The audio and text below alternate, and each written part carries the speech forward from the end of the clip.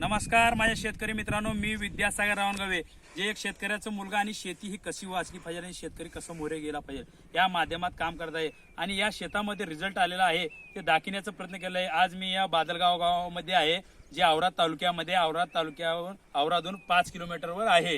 जे या ठिकाणी जे उडदाला वापरलं होतं हे उडीद काय झालं होतं, पिवळं पडलं होतं। जे पिवळं काय फवारणीमुळे ह्याचं पिवळपणा पूर्ण गेलेला आहे आणि ह्याची जे फळ धरण्याची संख्या आहे तुम्हाला दाखवतो ह्या व्हिडिओमध्ये पाहू शकता तुम्ही। थोडे याजवळ तर ह्याची बघा तुम्ही, उडीदाची फळं बघा, पूर्ण बुडापासून फळ लागलेलं आहे या उडदाला।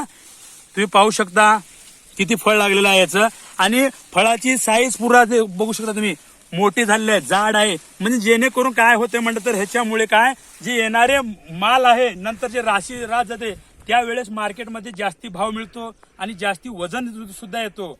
आणि मित्रांनो ह्याच्या बाजूला तुम्ही पाहू शकता कापूस आहे, कापसाला या ठिकाणी काय ड्रीप केलेत।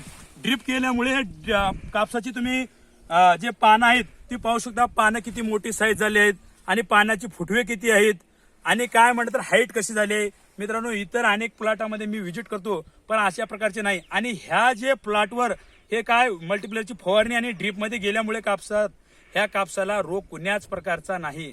मित्रांनो अनेक माध्यम करून बघते, माझा शेतकरी हा मोहरीत जात नाही, केवळ हा एक कन्सेप्ट आहे। मी ह्या व्हिडिओच्या माध्यमात एकच सांगण्याचा प्रयत्न केला की बाबा शेतकऱ्याला जर उत्पादन वाढवायचं असलं तर तुम्ही मला हक्क द्या, तुमचं हे जे मी तुमच्या सोबतीला राहून तुमचं हे 100% उत्पादन वाढून देईल, हे माझी गॅरंटी आहे।